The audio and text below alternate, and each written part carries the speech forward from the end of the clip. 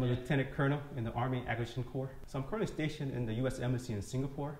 So I'm the director for the International Technology Center in Southern Asia underneath Combat Capability Development Command, formerly known as RDCOM. And we are aligned underneath Army's Futures Command.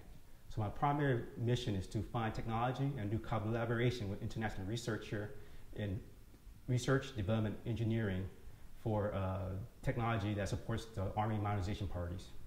The highlight of my mission is to conduct university visits in Vietnam, Thailand, Malaysia, Singapore, Brunei, and India, where I find talented researcher and fund his work or her work with along with the students for their research project that supports the Army mission. I'm Vietnamese American. I was born in Vietnam, Ging Yang area, southern part of Vietnam near the Mekong Delta. My dad was an airborne ranger in the South Vietnamese Army, and he escaped after the war to the United States. And my mom and myself followed shortly after, but we went on a boat to Thailand, to the refugee camp in Thailand, where my sister was born. So after Thailand, we got transferred to Singapore for a final destination in the United States.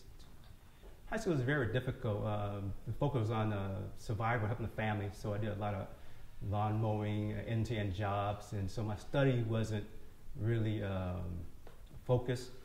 So my grades wasn't that great, so I didn't get no scholarships, so I decided to join the Army to get away from the environment. So after high school, I enlisted to the Army just to get the GI Bill for a chance to go to college afterwards. My work ethic transferred over to the Army. Being a soldier, I don't think is very hard. You listen to your orders, you follow your leadership, and I had no problem doing that. And my leadership saw potential in me because in my first duty station in Panama, I was an infantryman. And final orders came second natural. I was focused on studying. In the weekends, I would go to education center and try to get college credits. That way, prepare me for life after the Army. For some reason, my commander saw that in me and recommended to go to West Point. But unfortunately, I didn't have my citizenship at the time. I grew up since I was 2 years old in the United States and never knew I was a citizen. So they sent me to the United States preparatory school in Fort Monmouth, New Jersey, where I would get a chance to work on my citizenship. And before I graduated, I had to go to Atlanta, Georgia to do the naturalization ceremony. Came back and into West Point. Surprisingly, I found the academic wasn't that challenging because they teach you the Thayer method, where you learn on your own, then you have questions, you come back to the next day. I was away from the environment where I had to work and I could solely focus on academics.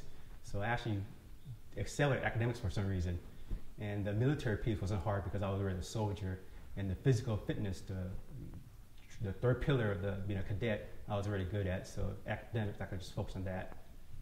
During my year at West Point, I think the best time was just to get along with my cadets peers. Made a great friendship that lasts me to right now. And I got a chance to go overseas, visit Korea for my cadet leadership training. I got a chance to learn Chinese and Spanish. That's where I majored in. And overall, it just gave me an opportunity to get commissioned and to find a potential opportunity to succeed somewhere down the line. So I had my first choice, which was finance, because I wanted to do something besides infantry. But during the time after 9/11, a lot of us had to go combat arms. So my class had a branch detail. So I picked field artillery since I was already queen of battle. Now I want to become the king of battle. So I didn't want to walk no more and just shoot rounds downrange. So I was deployed to Iraq as a field artillery officer, but I was in a unique position because I wasn't a platoon leader. I got tasked to be a target officer, which is slated for one officer. So I was the task force / battalion target officer downrange, where I would conduct counterfires and target high value payoff targets. I went back to my main primary branch, which was finance. So I got sent to division to become a comptroller at the brigade combat team level. So I got training at division, and I got sent back to my old unit, the brigade combat team, and was their comptroller for another deployment downrange in Iraq. My primary mission is to procure and budget their resources to accomplish the mission. I think one of my greatest assignment was going to New Orleans. That was one of those assignments that you never know existed, because I did 2 years in Iraq, so I was deemed that was more than enough, so I decided to try to get out. But since I was graduating from West Point, I owed 5 years, so I was one more PCS. So I told Branch I would go anywhere you want me to go, but I'm done after this. And Branch sent me to Louisiana, and I thought I was going to Fort Polk. But surprisingly, I ended up going down to New Orleans for an active component, reserve component assignment. And when I got there, I will be their comptroller. But I ran to the general as I was in process, and he made me his aide-de-camp. So down there, I learned a lot about the reserve side and how much of a support role they do for the main army. And I was going to put in my packet to get out of the Army, but the general asked me to stay another year because he retired the following year.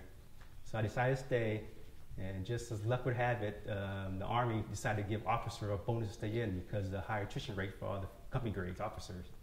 So they gave me a $30,000 bonus to stay in, and at the time I was expecting my first child, so the medical was getting covered, so we decided to give the Army another chance and decided to stay in. Right, so after that, I went to Academy course. Now I'm a senior captain. And from there, I went downrange to Afghanistan to be the disbursement officer, where I funded the search effort in western, southern, eastern Afghanistan. And shortly after that, I got assessed to become an acquisition officer, where they sent me to grad school. So I came back from deployment and went to the post-naval graduate school to get an MBA in contract management and acquisition. Then after that, I did my first contract assignment at Fort Lewis, Washington, where I deployed to Australia for 4 months down in Northern Territory for Operation Taliban Sabre. And then I got picked up to go to the Pentagon and become an aide-de-camp to the 3-star general for acquisition.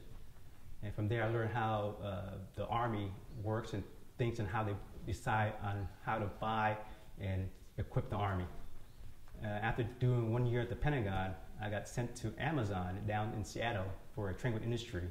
So I was a program manager for robotics on the civilian side. And what a great opportunity. I learned a lot from the efficiency side of Amazon and how to make better buying decisions in the civilian sector. Following my assignment in Amazon, I got sent to Singapore, where I'm at now. So the future for me, surprisingly, is that I got selected for a CSL command. So I'm going to Korea to become a battalion commander. It's a contract battalion command, which supports the whole peninsula of Korea. I'm an American soldier.